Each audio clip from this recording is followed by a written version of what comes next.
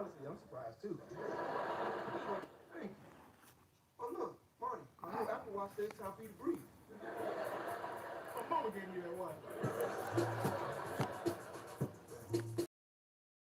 right, I know they always called you the bus, but back in the day, they called me the truck because I used to haul ass into the end zone.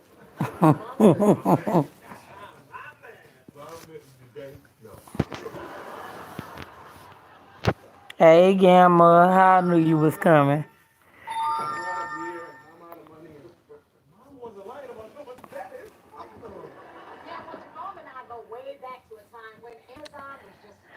I was sitting here thinking of the one of the times at the placement tripping already.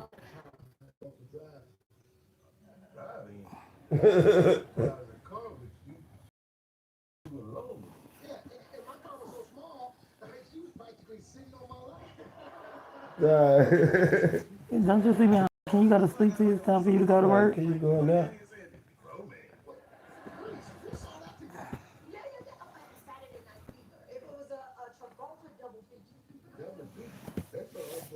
Okay.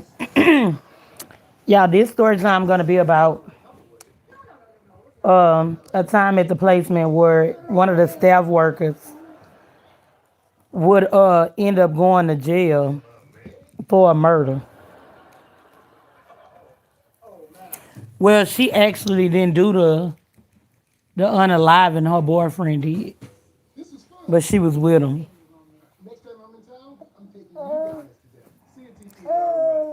Yes. Hey, cousin. I can't. I'm trying to figure out this lady name. I cannot think of her name, y'all. But she wasn't a well-liked staff member.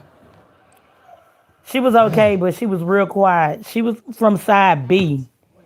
We would occasionally see her on side A when she would come to the cafeteria to eat. But B, hey Bree Bree, on side B, I finally had got a chance to meet her. She was tall. She was real like skinny, like her frame was skinny, and she was very dark.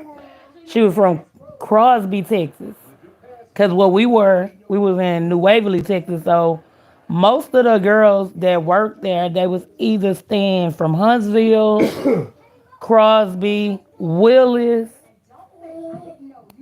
What was the other little small town they was from? Crockett, I believe Crockett.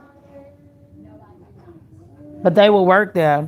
Y'all, I always like to give every staff member a chance to see if it's somebody I'll want to talk to, or because I told you most of the girls that worked there went to Sam Houston University, and I end up getting real close. Well, not close, but cool with them. I told y'all they would check on me after I left the placement or whatever. So on side B, the one that's located at the highway, that's easy for you to run off or whatever. So one day we outside. I'm not on the basketball court. I'm not in the day room. I'm sitting like to the side on the benches. And she come. Nobody is really fond of her, y'all. So I'm like, sometimes people just judge a book by its cover. You don't know what type of person this is. So I think we end up talking. She was asking me like when I was leaving or whatever, and I was like in January. Y'all, on this story time, I'm gonna tell y'all about this too. These people know they piss me off. So as I talked to her, it was like she went into a mode of feeling like, yeah, I could never be locked up. I could never do this, or I just couldn't live like this. And we talking like, I'm like, this is just a little placement for me. I'm gonna be going home real soon. But she was like saying like she wouldn't be able to live with herself if she was able to get locked up. She couldn't handle it or whatever. And I'm like, it's just a mind thing, if you ain't doing nothing big, you're gonna leave. Y'all. I swear to God, this like a Friday. Me and this lady sitting down on the bench talking, and she was into hood dudes, like real hood dudes. Matter of fact, her dude was from Homestead in Houston. It's a neighborhood they call it Homestead or whatever.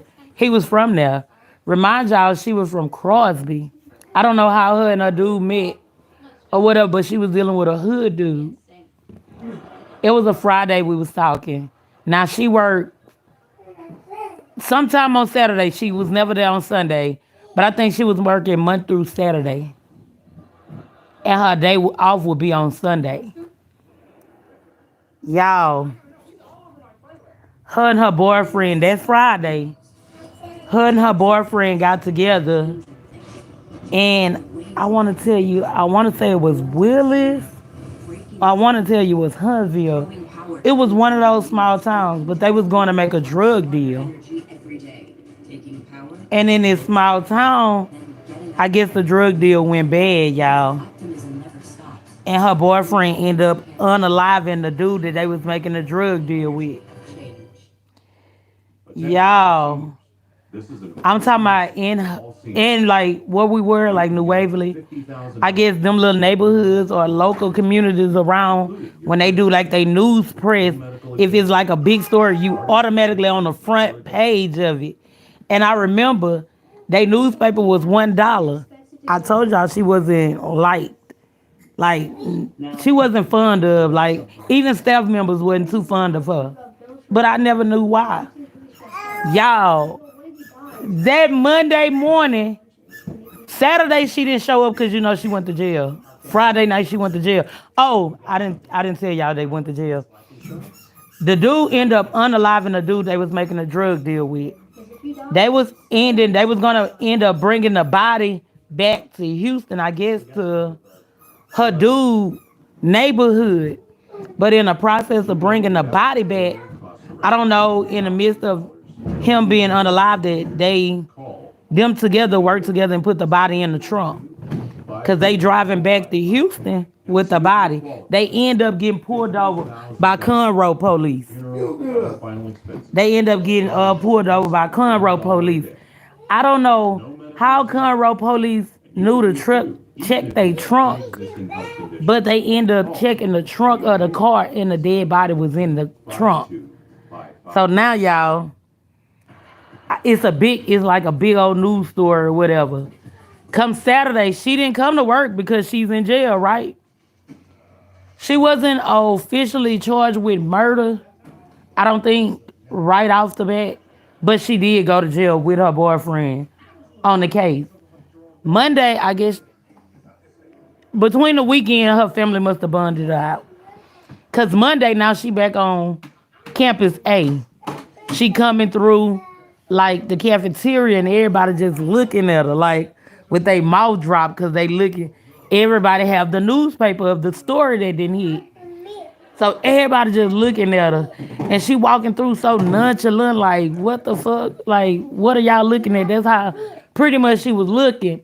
And I kept telling my friend, I'm like, man, we just talked about her saying she couldn't live in jail or she wouldn't be able to do it or whatever. You see how she cursed herself with saying what you couldn't do? Now you have to do it. Tuesday, I think she ended up resigning from the campus. She picked up her last check.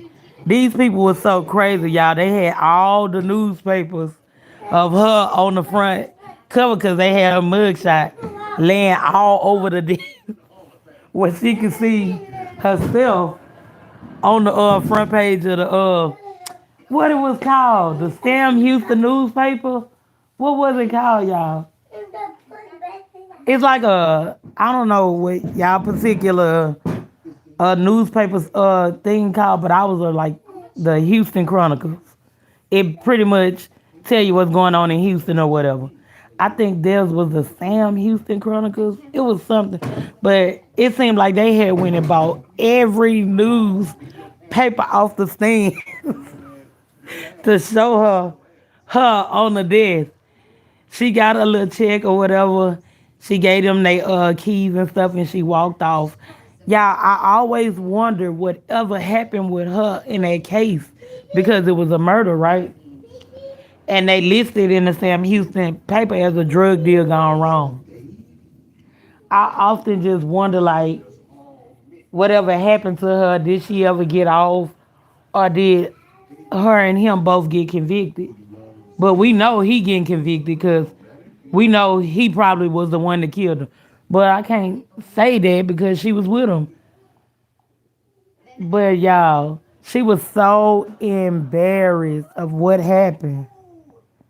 She was so embarrassed, y'all. But I think she was more embarrassed because that Friday she had just said she couldn't live locked up. She wouldn't know what to do.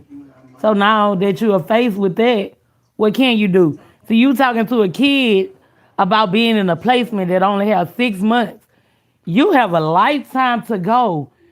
You don't we don't hell, we don't know what they gonna give you, especially y'all got caught up in Conroe. That's a I can't say what Conroe little town is, but it's not fond of dark skin color or whatever. So y'all, that was my little story time on her leaving. Now let me tell y'all about the story time me, side B, when it's time for me to go. See on side B, they end up if you're doing everything you're supposed to do and you may be like less than a month away from going home, less than a month of completing the program, they give you this thing called a furlough, y'all. The furlough is like a week. It's for a week. So that means you get to go home because you done did everything you supposed to. You completed this program and they trust you to go home and do the right thing. And your parents have to return you. So your furlough is 1 week. Say for instance, you leave Monday morning. You have to return back to the campus on Sunday. You have to wake up there Monday, if it make any sense. You have to be back there Sunday night. No later than like 8 o'clock. Y'all, I get the furlough in December for Christmas. I go home for Christmas, y'all. I'm having fun on Christmas break. And I'm thinking like, hell, man, my mom and them, they gonna take me back late.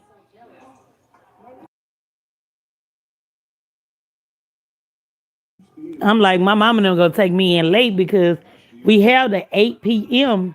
to show up back there. Y'all, my mama done woke up like 6 o'clock in the morning, taking me back to this goddamn campus at like 9 o'clock in the morning. I'm the first person back from the furlough. I'm real mad about that.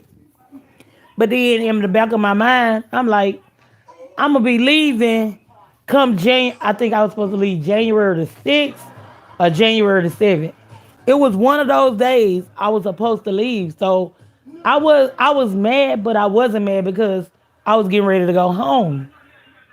Y'all, I should have never took the furlough because I think the furlough messed my date of going home up. See, I had received the culinary arts trade, y'all. Don't quote me and say it was a trade because it's really a bullshit certificate that really wastes your time because you can't get no job with that. You did the basics. You learn how to scramble an egg or pour cake batter in a pan. Can you cut that off? I'm on YouTube. You can't play that music. You do not. No, I'm gonna go right here. Well, you gotta go to sleep for work. So y'all, what I was saying. Okay, so they had us working at the school. Whatever trade you go, like whatever trade you take up there inside B, you have to start working. Like you work a real job. And at this particular time, they had me working in Willis ISD middle. I want to say it was a middle school. I was working in the cafeteria, y'all. Not you say was it like home economics in high school? Yeah, pretty much. Yes, exactly like it. But they was calling it like a trade. But you can't do shit with the certificate. I think I threw the certificate away when I got home. Yeah, so they had me working in the cafeteria in the middle school. Now, it's in Willis. So it's a mixture of kids. It's all different races of kids. But these kids that's coming, and I'm a kid myself too.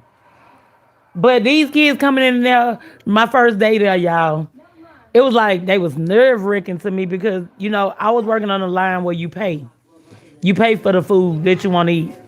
They was still doing that in Texas. You can buy your food. So the kids come through there every single day playing and shit. And it's like they not ready when they come through the door, but I understand it's kids. But I'm already mad because I'm in a program and I'm not able to do what they doing, right? So they playing every time they come in there. Every time they come in there, and I'm just like, man, won't they stop playing? So after like maybe 2 weeks of me being there, they got used to me because as soon as they be coming through the door playing, I'll be like, next, next, come on, next. So, y'all, they'll get tired of me saying that. So when they start coming in, they'll be hollering, next, next. So I'm telling y'all, like, the Christmas break was approaching. The lady at the end of the line who accept the money, she asking me what I'm going to be doing for Christmas. I'm like, I'm going home for Christmas. This lady, y'all, didn't know me from a can of paint. Used to always ask me, if you ever want to go home, we can see if we can get it proved, and I can just take you home, and I'll be responsible for bringing you back. And I used to be like, oh, yeah, but my mama is not that type of mama. Hell no. You stay there until it's time for you to leave.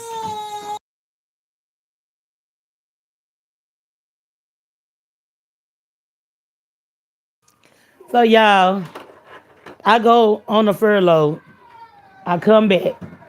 Now, when it's so much time before you to go home, they stop you from going to work. So I'm thinking, oh yeah, I ain't going back to work, y'all, because I'm getting ready to go home. Your last few days, you get to sit in the day room all day, or you get to sit like outside until everybody come back from work. They don't force you to get up or none of that no more. Y'all, these people came to the goddamn dorm room. Well, it's two people in one room. It's like a big dorm, but it's how can I put it? It's like individual rooms on this one particular cabin. So it's like four doors, but two girls in each of the doors, if it makes sense. But we're not together.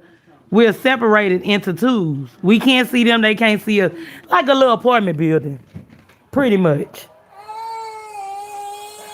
Come from under there. So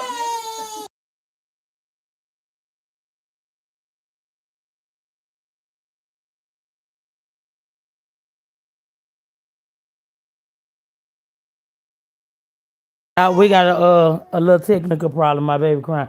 But so I wonder why they didn't come to the room, flick the light on, remind you the other girl, y'all, I don't even want to get on her. She still have months to go before she complete the program. So she have to get up for work. But when they flick the light, it's like the first warning they come, they knock on the door. The second one, they come flick the light and tell you it's time to go. The third one, they gonna ask you your number, your last name, and they gonna ask. No, they ain't gonna ask you, they gonna tell you go to cafeteria. Y'all, I'm not even supposed to be doing any of this because I'm scheduled to go home. So they come flicking the light. I'm like, cut the light off. I'm not going nowhere. I'm supposed to be going home. That's day one, y'all. They allowing me to do this. I'm so hard headed. I'm not thinking. I'm doing this shit to myself because they're allowing me to do it. Second day they come. I'm like, don't even cut the light on. She needs to just hurry up and go on out or whatever. They didn't flick the light on. They closed, kept the light, told her to come out, and they closed the door. Now, y'all, they letting me hang myself because I'm studied to nine, getting up and going to work. Because, like I told you, but a few days before it's time for you to go home, you don't have to go no more. So, y'all, I'm study doing this shit. Third day, they come around now. They call my last name. Are you going to work today? I said, nah, I ain't going nowhere. I'm supposed to be at home. They closed the door back. No, you would have thought the coach taught me a lesson, but the coach did. Yeah, the coach did teach me a lesson about not accepting things that I'm supposed to have. But I'm thinking I'm supposed to be leaving. And I done seen everybody that go home, they don't go to work. Like in the last 2 weeks. You don't go nowhere. You stay there. But so I'm confused of why they started coming to me telling me to get up. Hey, Saret. So I tell you, the third day that went on, they come now. They asking me. Now you know that's rare for them to ask the kid what they doing. I'm still not thinking. I'm still being rebellious. So the fourth morning they come down. I'm like, just get up, go to the cafeteria. Although you might not be going, just go to the cafeteria anyway. I go down to the cafeteria. I lay my head on the thing. They ask me, "You going to work this morning?" I say no. And then again, I was like, "Yeah, I might go. I don't know what I'm gonna do." So they was like, "We gonna need the answer before the van show up. Are you going?" I was like, "Nah, I ain't going. I'm supposed to be going home." Y'all go down into the day room. I'm sitting out there, and I'm just started thinking like, man, why am I not going home? So the day come for me to actually be gone. And I tell you, they put you on the bus like early in the morning. My mom was supposed to come get me. I'm gonna tell you how all this played out. They were supposed to come get me, but I guess the campus had been communicating to my mama that I wasn't doing what I was supposed to be doing. So they told her, "Don't come get me." So now this, I don't know any of this being talked about because, like I told you, I'm still being rebellious, saying I'm not doing this, I'm not going. Now I'm supposed to be at home. So now I'm gonna have to ride the Greyhound. Keep in mind, I have to ride the Greyhound home now. And when they put you on Greyhound, they put you on the bus early in the morning. You on the bus with prisoners coming out the Walls unit in Huntsville. So yeah, I did this maybe a week or so, almost into 2 weeks, because I keep saying I'm not supposed to be here. I'm supposed to be gone already. And I'm not understanding why I'm not gone. Y'all. Something just came over me one day. I think I was sitting in the room. I didn't come out for red. I didn't come out to sit in the day room. I'm just in the room. And I'm just sitting there because I'm wondering like, what's going on? Why I'm not going home? So they come to the dorm the next morning. No, I'm sitting in the dorm. So I'm just like, get up and go to work. Just get up and go to work. Don't worry about it. Just get up and go to work. So I'm like, I put it in my mind the next morning I'm gonna get up and I'm gonna go to work. So they come around, they do the first call, knock on the door. I get up to get ready, y'all. Hey Tanya, I get up to get ready. Second call, they come in, flick the light. The third, they ask you your stuff or whatever. So I'm going down to the cafeteria. They like, you going today? I'm like, yeah, I'm going. Like I'm in a better spirit than I done been since I ain't been home. I go down to the cafeteria. I told you, they food is nasty. So I really need to go to work because I need to eat from the school. Because the food there is nasty on side B. So I really need to go eat. So I am going to work. So I'm like, they asked me, you going? Yes, I'm going. Then some like came over me, he was like, nah, I ain't going. I get in the day room and they call me to the window. They like, are you going to work? I'm like, nah, I'm not going. I don't know. I don't know. I'll let you know when the van pull up. She was like, you have to let me know if you going or you not so we can have a accurate head count. I was like, I don't think I'm going. Y'all, I went and sat down on the couch that was in the day room. And someone was like, go, go. I jumped up. I went back to the window. I say, no, put me on the van. I'm going this morning. I told you I hadn't ate anyway. I told you I hadn't eaten anyway, so I need to go to work to eat. So I get to the job. I'm down and out, y'all. My spirits are real low this day.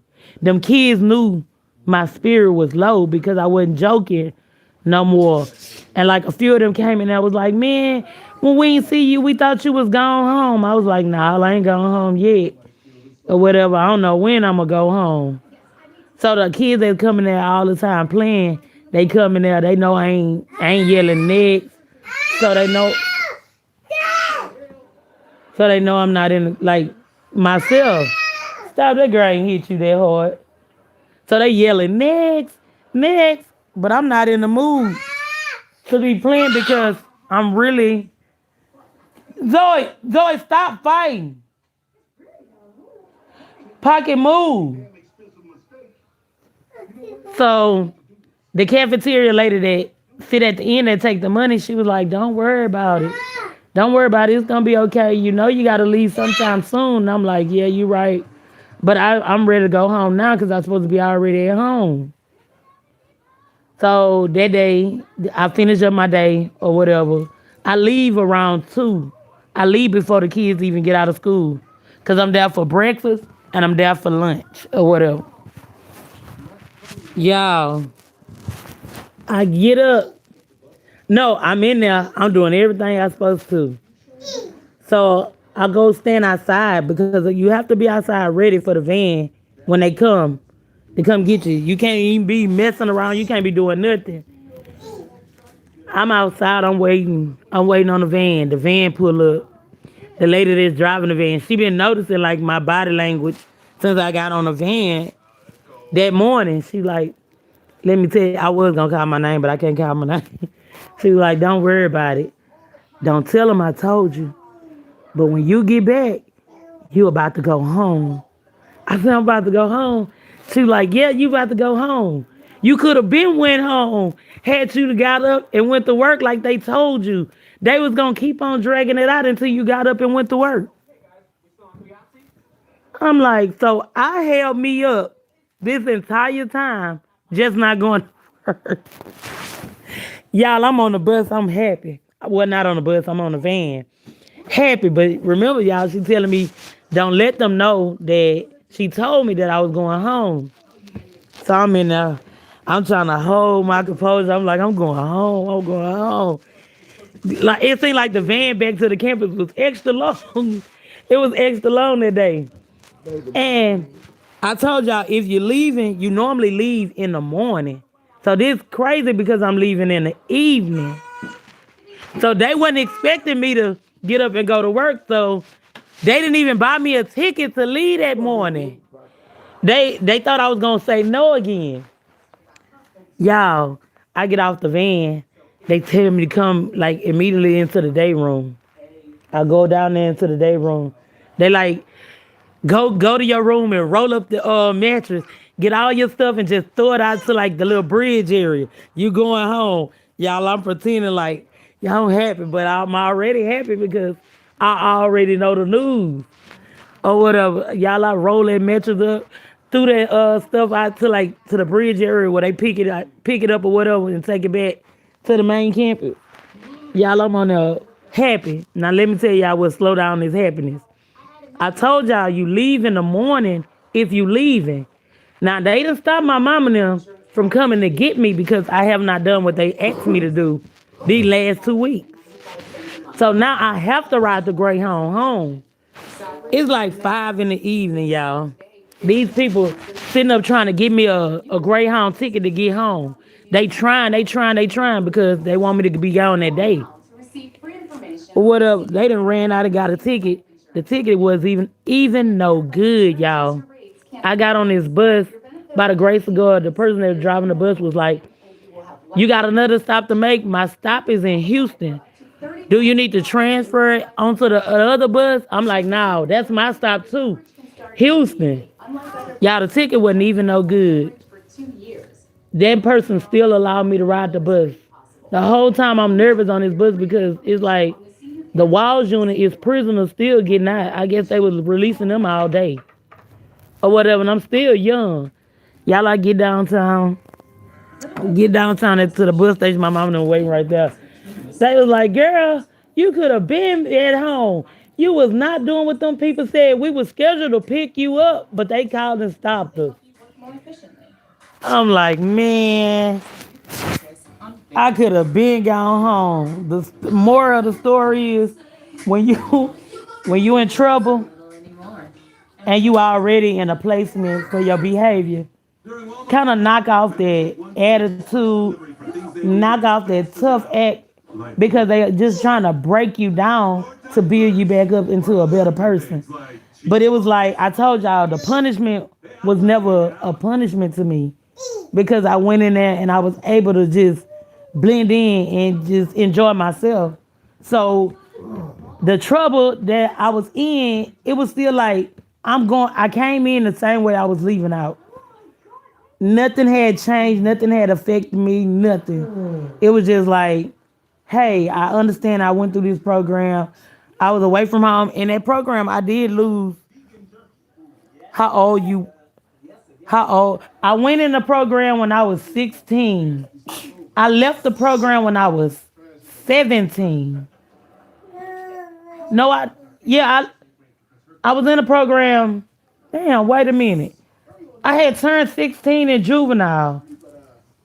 By the time they gave me the 6 months, I think I was like a month or so. No, I had made 17. I was 16. I was 16, then I turned 17.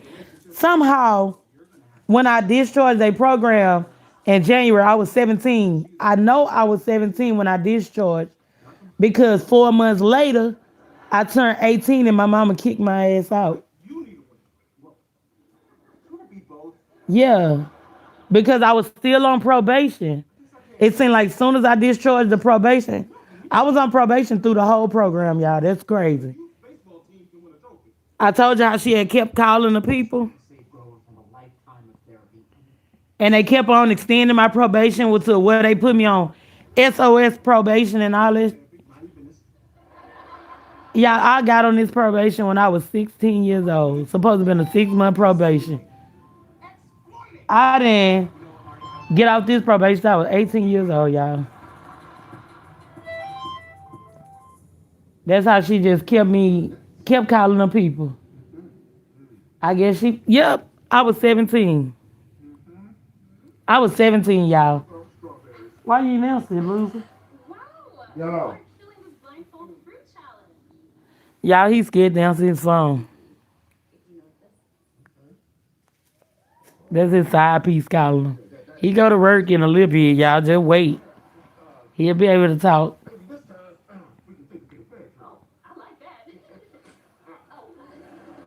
Uh, yeah, I was 18.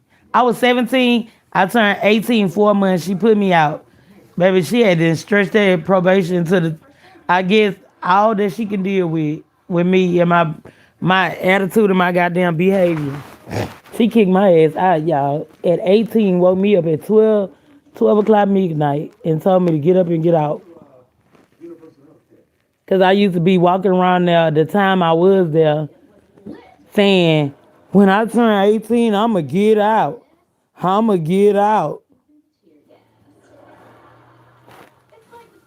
Hey, y'all, what they said about me, Aunt Brill?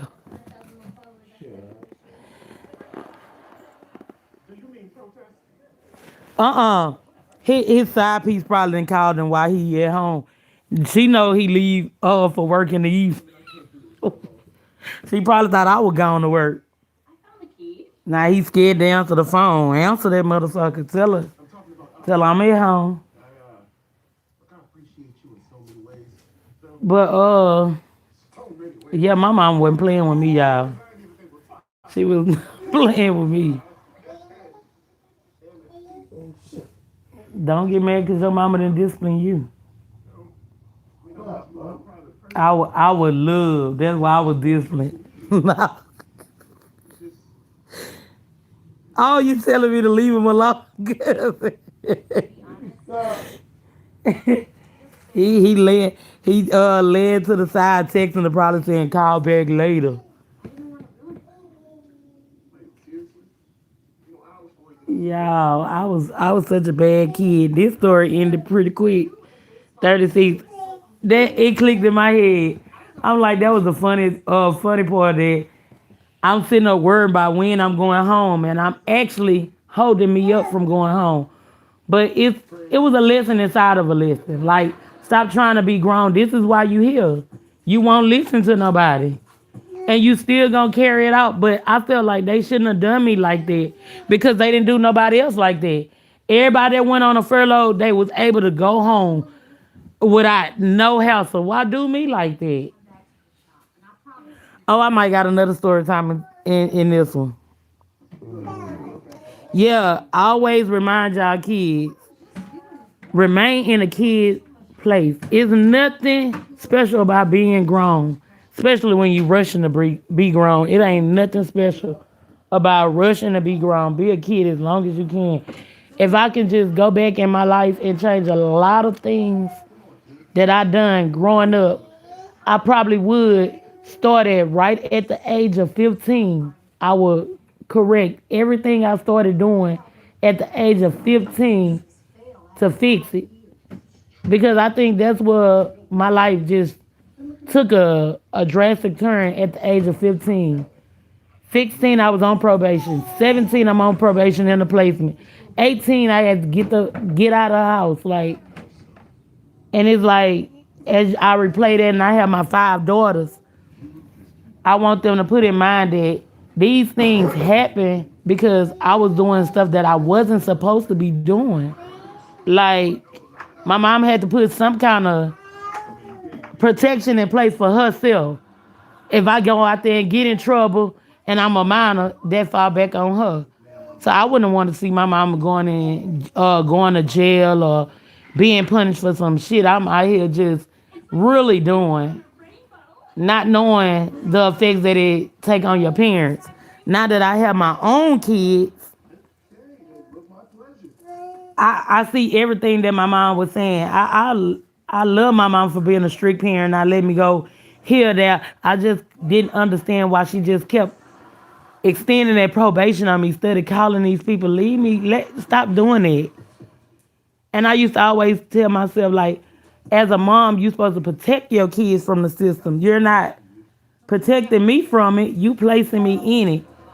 But all those life lessons have actually helped me. As I look back on the program, I think about it, being there, yeah, she probably saved my life. Ain't no telling what happened. I told you people would tell me all the time I wouldn't live to see 25 because of my ways and my mouth. But I'm here.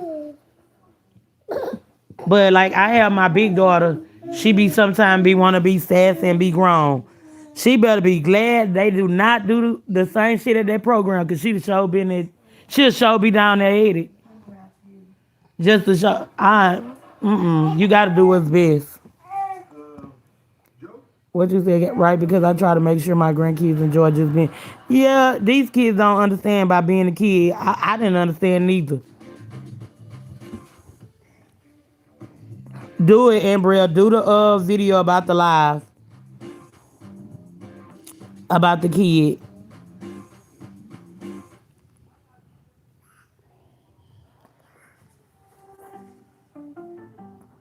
I don't think she was just sending me there for a cry for help.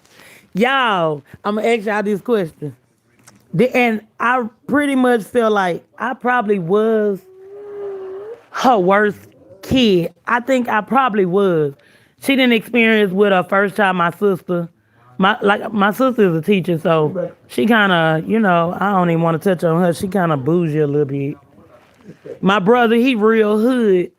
He done been to prison, but out of me and them, I probably was my mama's worst child, because I would witness her hollering at them, and I'd be walking behind her telling them, oh, she ain't gonna have to tell me twice. When I turn 18, I'm getting out. Stuff like that. Like, yeah, when I turn 18, I'm out of here. I don't know what y'all doing, but I'm gonna be gone. Y'all, I wasn't ready for it.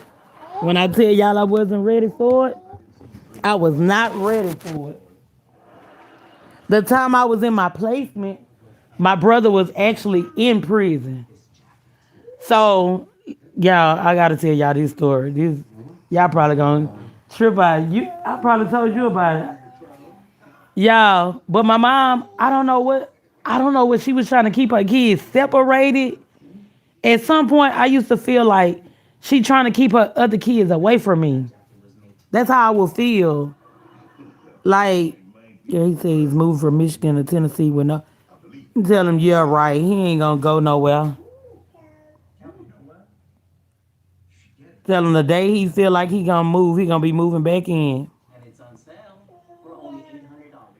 No, Gamma. I feel like a lot of life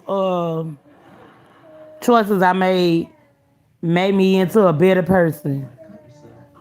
But actually hitting rock bottom, not having nothing or nobody to turn to is what kind of made me change into a different person. He gonna want to be a kid. Don't worry about it. When he decide to start packing, let him pack. He'll see how fast he'll be back at home.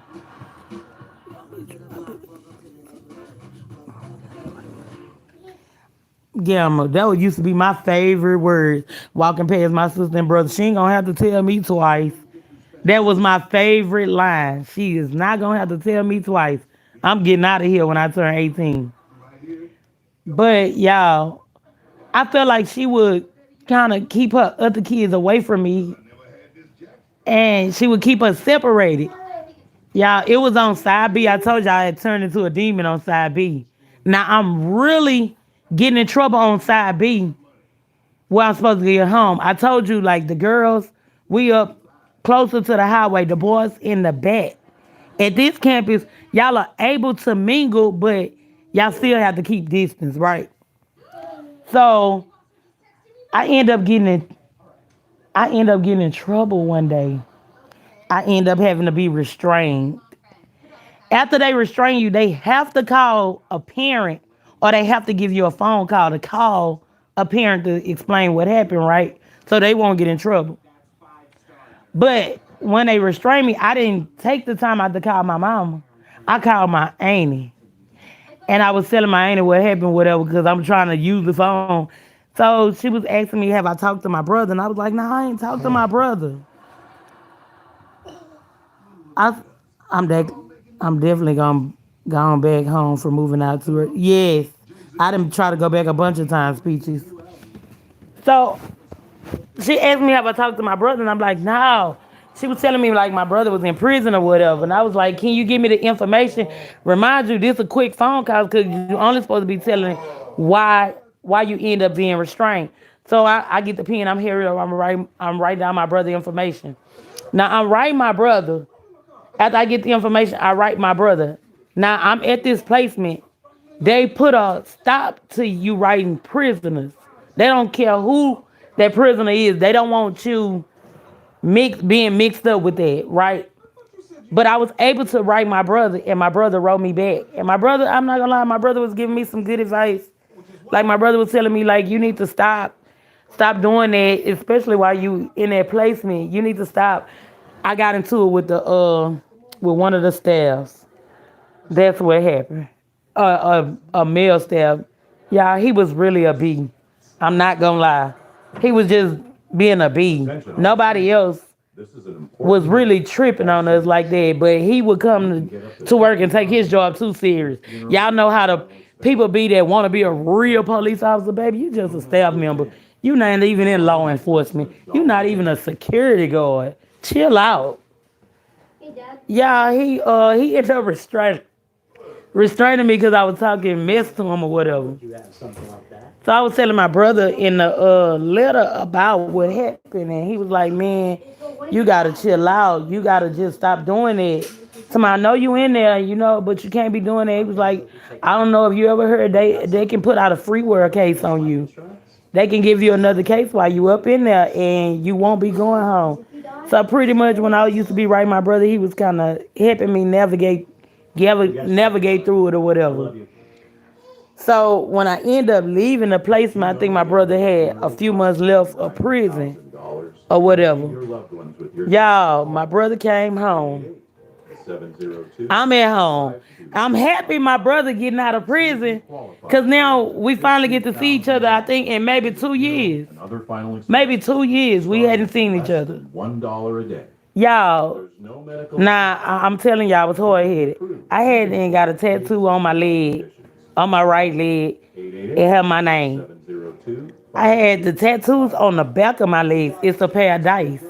One side is a 5, one side is a 2. If anybody know about playing dice, you know that's the number to get you to win, right? But I guess he been in prison, so his mind is like prison mentality. He bust out and holler. The dice on the back of my legs are gang related. How is that gang related? I'm not looking at it as a gang related because it's not. It's a pair of dice on the back of my legs. One is a 5, one is a 2. You gotta look into it. She probably hanging out with the gang members. That's a 5 and that's a deuce. I'm like, boy, shut up. Before I know it, y'all. He had to got real mad in there. My mom don't have to calm him down because he's like, yeah, people like that enter the prison and be talking all tough. She'll get dealt with in the prison. I'm like, well, this not prison. This is not prison. We is at home. Yeah. I don't know if I just irritated them a lot or I don't know. But he was so upset. He was so upset about that, y'all. I think I just irritated them a lot. I don't know. I probably did. And not only was it irritation, it was an attitude behind everything they had to say. I would have an attitude if they said something about me. Like, that was just me. That was just my mouth. He a Cancer. I'm a Taurus.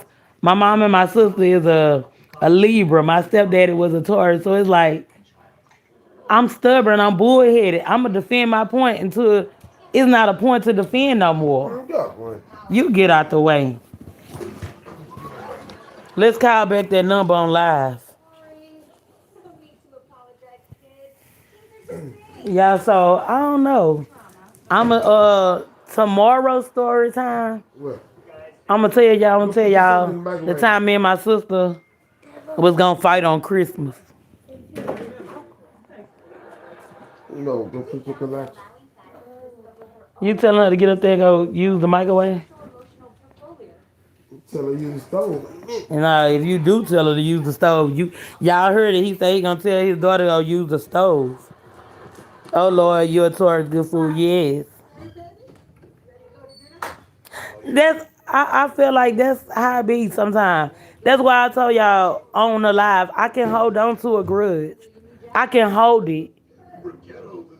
And that's a bad thing because if you're trying to live right and do things the way you're supposed to, you're not supposed to hold on to grudges. But that's an inner problem that I have. I have to work on that. Close it. Now let her go. So I can identify problems that I have, that I know I suffer with, that I need to fix. And I know I'm grown. I need to been to fix it.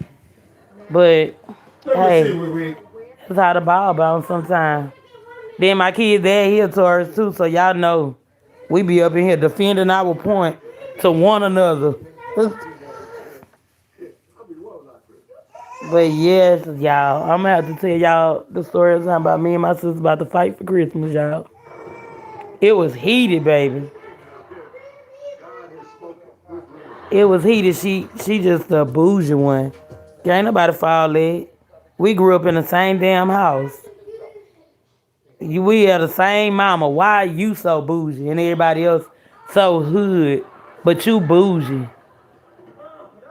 Y'all have family members like that?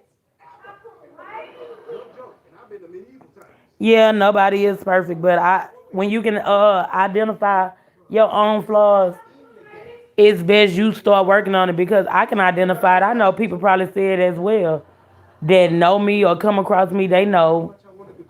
So I can self-identify my problems. Like I'm not saying I'm a hard person to get along with. I'm fairly an easy person to get along with. Just once you cross me, it's very hard to undo it. Like once you cross me, and I feel like it really did something to me, it's hard for me to come back from that. Like I can't come back off of that and be okay or nice with you. It's just the gloves are off. A little bougie. It's nothing wrong with being a little bougie. It's a time, place, and it's always a time and place for that. Don't go like for instance, me and her done been at the store before. She get in, we get in her car, cause she feel like she this rich white Kardashian maybe. I don't know. She might think she live next door to them. I don't know.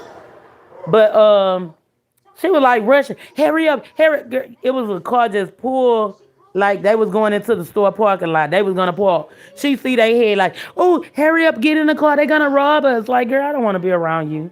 Don't do that with me. Go on. You feel like somebody gonna rob you. You need to be living somewhere else. You don't even need to be over here. You don't even need to drive in your local neighborhood. Move. Go to Calabasas. Go somewhere where they live at. Like, she is very bougie, y'all. No, that's not being cautious. That's being overcautious. You'll call somebody to rob you, thinking they gonna rob you. Oh, Harry, get in the car. They gonna rob. Girl, shut up. Shut up. Like, don't do that with me. Just get in the damn car. Finish doing what you gonna do. Cause a robber see you all nervous, then you become the target. He see you just putting your stuff in the car and ain't too much worry about. He probably pass you right on up. But she'll draw that type of attention to her doing that kind of stuff. Oh, I'm going to Starbucks. I'm going to get just water. I'm going to get some of that water. Girl, go home. Go get you a bottle of water from a goddamn HEB or Kroger somewhere. Why you got to stop at Starbucks and get the water?